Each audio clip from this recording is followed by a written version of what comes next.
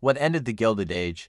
The Gilded Age began after the Civil War, when industrial titans often called robber barons made enormous fortunes in booming industries like railroads, oil, and steel.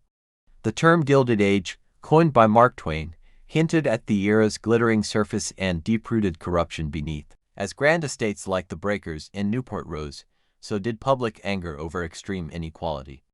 But the era's rapid growth hit a wall with the Panic of 1893, when major companies like the Philadelphia and Reading Railroad collapsed. It triggered a deep economic depression. The stock market crashed, crop prices plunged, and unemployment soared to nearly 19%. It exposed how unstable and unfair the unregulated economy was, not just for the poor, but for the struggling middle class as well. At the same time, journalists known as muckrakers began exposing corruption and abuses. Ida Tarbell revealed monopolistic practices at Standard Oil, leading to a landmark antitrust case. Upton Sinclair's The Jungle shocked readers with its portrayal of the meatpacking industry, prompting new food safety laws.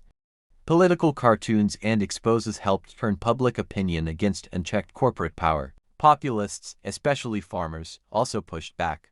They demanded government control of railroads and telegraphs, fair tax systems, and monetary policies favoring silver over gold to raise crop prices. William Jennings Bryan captured this populist frustration with his famous Cross of Gold speech during the 1896 election. Though he lost, his ideas gained traction among working Americans. In response to these pressures, the Progressive Era began. Reformers believed government, not big business, should solve social and economic problems. They fought for worker protections, housing improvements, voting rights, and limits on corporate influence. At the time, 40% of industrial workers lived in poverty, while men like Carnegie and Rockefeller lived in luxury. The turning point came with President Theodore Roosevelt.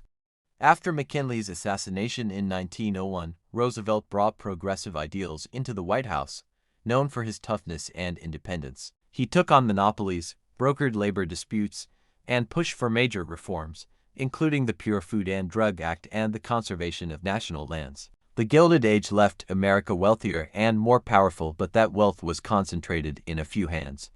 The Progressive Era began to rebalance power, aiming for what Roosevelt called a square deal for all Americans.